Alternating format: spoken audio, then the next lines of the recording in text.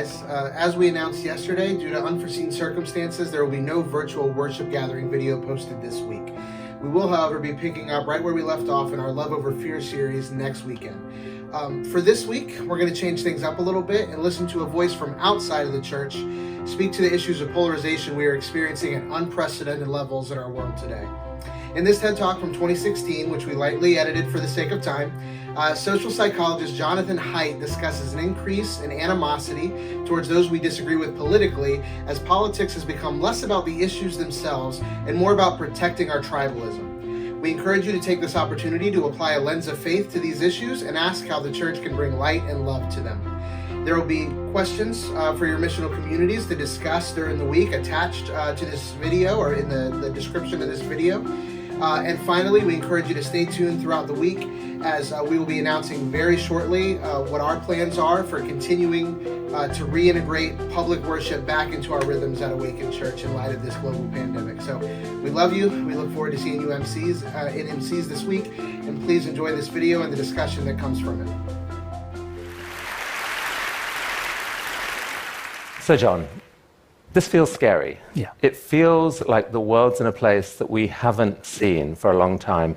People don't just disagree in the way that we're familiar with on the left-right political divide. There are much deeper differences afoot. What on earth is going on, and how did we get here? This is different. There's a much more apocalyptic sort of feeling. Survey research by Pew Research shows that the degree to which we feel that the other side is not just, we don't just dislike them, we strongly dislike them, and we think that they are a threat to the nation. Those numbers have been going up, and those are over 50% now on both sides. People are scared because it feels like this is different than before. It's much more intense. Whenever I look at any sort of puzzle, any sort of social puzzle, I always just apply the three basic principles of moral psychology, and I think they'll help us here.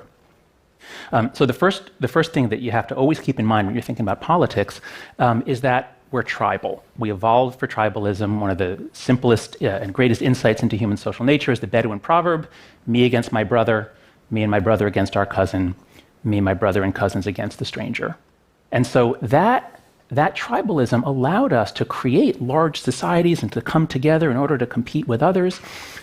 That brought us out of the jungle and out of small groups, but it means that we have eternal conflict. And the question you have to look at is what aspects of our society are making that more bitter and what are calming them down. So that's a very dark proverb. You're saying that that's actually baked into most people's mental wiring at some level. Oh, yeah, absolutely. I mean, this is just a basic aspect of human social cognition, but we can also live together really peacefully, and we've invented all kinds of fun ways of playing war. I mean, sports, politics, these are all ways that we get to exercise this tribal nature without actually hurting anyone. So we're actually also really good at trade and exploration and meeting new people. So you have to see our tribalism as something that goes up or down. It's not like we're doomed to always be fighting each other, but we'll never have world peace. The size of that tribe can shrink or expand, exactly. Right? People, the size of what we consider us and what we consider other or them can change. And some people believed that process could continue indefinitely. And we were indeed expanding the sense of tribe for a while. Yeah, and so this is, I think, where we're getting at what's possibly the new left-right distinction. I mean, the left-right, as we've all inherited, it comes out of the labor versus capital distinction and the working class and Marx. But I think what we're seeing now increasingly is a divide in all the Western democracies between the people who want to stop at nation, the people who are more parochial, and I don't mean that in a bad way, people who have much more of a sense of being rooted, they care about their town, their community, and their nation, and then those who are anti-parochial, and who, whenever I get confused, I just think of the John Lennon song, Imagine. Imagine there's no countries, nothing to kill or die for. And so these are the people who want they want more global governance, they don't like nation states, they don't like borders. You see this all over Europe as well. There's a great metaphor, a guy, actually his name is Shakespeare, writing 10 years ago in Britain, said, I think it was him, he had a metaphor, are we drawbridge uppers or drawbridge downers? And Britain is divided 52-48 on that point, and America's divided on that point too. Okay, so rising immigration and fears about that are one of the causes of the current divide. What are other causes? The next principle of moral psychology is that intuitions come first, strategic reasoning second. And you've probably heard the term motivated reasoning or confirmation bias. So there's some really interesting work on how our high intelligence and our verbal abilities might have evolved not to help us find out the truth, but to help us manipulate each other, defend our reputation. We're really, really good at justifying ourselves.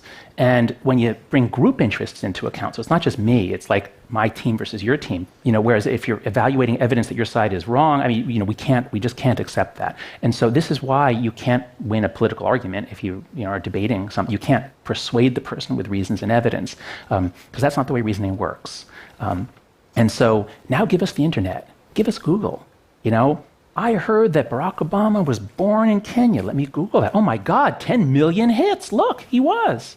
So this has come as an unpleasant surprise to a lot of people. Social media has often been framed by techno-optimists as this great connecting force that would bring people together. And there have been some unexpected counter effects to that. That's right. And that's why I'm very enamored of sort of yin-yang views of human nature and left-right, that each side is right about certain things, but then it goes blind to other things. And so the left generally believes that human nature is good, bring people together, knock down the walls, and all will be well. The right generally believes, social conservatives, not libertarians, social conservatives generally believe, people can be greedy and sexual and selfish, and we need regulation and we need restrictions. And so, if you knock down all the walls, you allow people to communicate all over the world, you get a lot of porn and a lot of racism. So help us understand, these principles of human nature have been with us forever. What's changed that's deepened this feeling of division? You have to see 6 to 10 different threads all coming together, and I'll just list a couple of them. So in America, one of the big ones, or actually in America and Europe, one of the biggest ones is World War II. There's interesting research from Joe Henrich and others that if your country was at war, especially when you were young, then we test you 30 years later in a commons dilemma or a prisoner's dilemma, you're more cooperative. Because of our tribal nature, my parents were teenagers during World War II, and they would go out looking for scraps of aluminum to help the war effort. Everybody pulled together, and so then these people go on. They rise up through business and government. They take leadership positions. They're really good at compromise and cooperation. They all retire by the 90s, so we're left with baby boomers by the end of the 90s, and their youth was spent fighting each other within each country. In 1968 and afterwards. So the loss of the World War II generation, the greatest generation, is huge. So that's one. Another in America is the purification of the two parties. There used to be liberal Republicans and conservative Democrats. So America had the mid-20th century that was really bipartisan, but because of a variety of factors that started things moving, we now have, by the 90s, we had purified Liberal Party and Conservative Party. And so now the people in the other party really are different, and now we really don't want our children to marry them, whereas in the 60s that didn't matter very much. So the purification of the parties. A third is the internet, and as I said, it's just the most amazing stimulant for post hoc reasoning and demonization. The tone of what's happening on the internet now is quite troubling. I just did a quick search on Twitter about the election and saw 2 tweets next to each other. One against a picture of some sort of racist graffiti. This is disgusting. Ugliness in this country brought to us by #Trump. And then the next one is Crooked Hillary dedication page. Disgusting.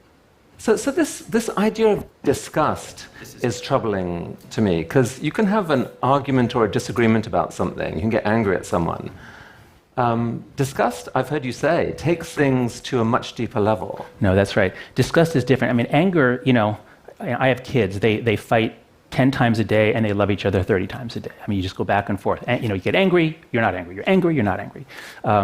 But disgust is different. Disgust paints the person as, be it subhuman, monstrous, deformed, morally deformed. Disgust is like an indelible ink. There's research from John Gottman on in marital therapy. If you look at the faces, if one of the couple shows disgust or contempt, that's a predictor that they're going to get divorced soon. Whereas if they show anger, that actually doesn't predict anything. Because if you deal with anger well, it actually is good. So how do we deal with that? Like disgust. How do you diffuse disgust?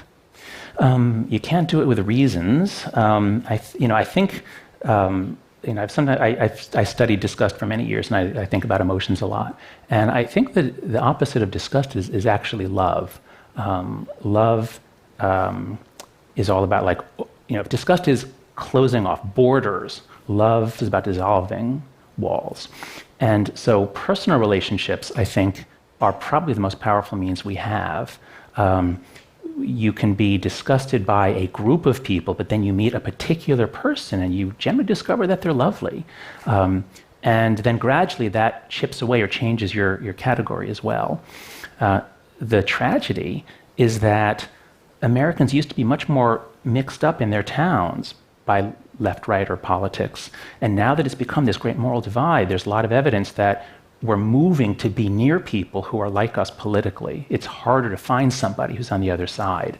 So if they're over there, they're far away, it's harder to get to know them. What would you say to someone, or say to Americans, people generally, about what should we understand about each other that might help us rethink for a minute this sort of disgust instinct? Yes. A really important thing to keep in mind, there's research by political scientist Alan Abramowitz showing that American democracy is increasingly governed by what's called negative partisanship. That means you think okay, there's a candidate, you like the candidate, you vote for the candidate.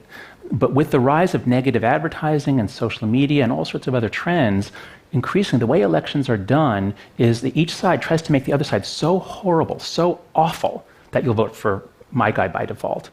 And so as we more and more vote against the other side and not for our side, you have to keep in mind that so if people are on the left, they think, I used to think that Republicans were bad, but now Donald Trump proves it. And now every Republican, I can paint with all the things that I think about Trump. And that's not necessarily true. I mean, they're generally not very happy with their candidate. I mean, this is the most negative partisanship election certainly in American history. So you have to first separate your feelings about the candidate from your feelings about the people who were given a choice. And then you have to realize that because we all live in a separate moral world, I mean, the metaphor I use in the book is we're all trapped in the matrix, or each moral community is a matrix, a consensual hallucination. And so if you're within the blue matrix, everything is completely compelling that the other side they're troglodytes, they're racists, they're the worst people in the world, and you have all the facts to back that up. But somebody in the next house from yours is living in a different moral matrix. They live in a different video game, and they see a completely different set of facts. And each one sees different threats to the country. And what I've found from being in the middle and from trying to understand both sides is both sides are right. There are a lot of threats to this country, and each side is constitutionally incapable of seeing them all. So are you almost saying that we almost need a new type of empathy? I mean, empathy is traditionally framed as, I feel your pain. I can put myself in your shoes, and we feel, we apply it to the poor, the needy, the suffering. Mm-hmm. Right. We don't usually apply it to people who we feel as other or we're disgusted by, or whatever. Right. I mean, what would it look like to build that type of empathy? Yeah. Well, so I think empathy is a very, very hot topic in psychology, and it's a very popular word on the left in particular. Empathy is a good thing. And empathy for the preferred classes of victims. So it's important to empathize with the groups that we on the left think are so important. So that's easy to do, because you get points for that. But empathy really should get you points if you do it when it's hard to do. And I think we had a long, a 50-year period of dealing with our race problems and legal discrimination. And that was our top priority for a long time, and it still is important. But I think this year, I'm hoping it will make people see that we have an existential threat on our hands. Our left-right divide, I believe, is by far the most important divide we face. We still have issues about race and gender and LGBT, but this is the urgent need of the next 50 years. And things aren't going to get better on their own. So we're going to need to do a lot of institutional reforms, and we could talk about that, but that's like a whole long, wonky conversation. But I think it starts with people realizing that this is a turning point, and yes, we need a new kind of empathy. We need to realize this is what our country needs, and this is what you need. If you don't want to spend, raise your hand if you want to spend the next 4 years as angry and worried as you've been for the last year. Raise your hand, right? So, if you want to escape from this, read Buddha, read Jesus, read Marcus Aurelius. I mean, they have all kinds of great advice for how to sort of, drop the fear, reframe things, stop seeing other people as your enemy. So there's a lot of guidance in ancient wisdom for this kind of empathy. Here's my last question. Personally, what can people do to help heal? Yeah, it's very hard to just decide to overcome your deepest prejudices. And there's research showing that political prejudices are deeper and stronger than race prejudices in the country now. So I think you have to make an effort. That's the main thing. Make an effort to actually meet somebody. Everybody has a cousin, a brother-in-law, somebody who's on the other side. So after this election, wait a week or two, because it's probably going to feel awful for one of you, but wait a couple of weeks, and then reach out and say that you want to talk. And before you do it, read Dale Carnegie, How to Win Friends and Influence People. Seriously, I'm totally serious. You'll learn techniques if you start by acknowledging, if you start by saying, we don't agree on a lot, but one thing I really respect about you, Uncle Bob, or about you conservatives, whatever it is, and you can find something. So if you start with some appreciation, it's like magic. And this is one of the main things I've learned that I take into my human relationships. I still make lots of stupid mistakes, but I'm incredibly good at apologizing now and at acknowledging what somebody was right about. And if you do that, then the conversation goes really well, and it's actually really fun. John, it's absolutely fascinating speaking with you. It really does feel like the ground that we're on is a ground populated by deep questions of morality and human nature. Your wisdom couldn't be more relevant. Thank you so much for sharing this time with us. Thanks, Chris. Thank you. Thanks, everybody.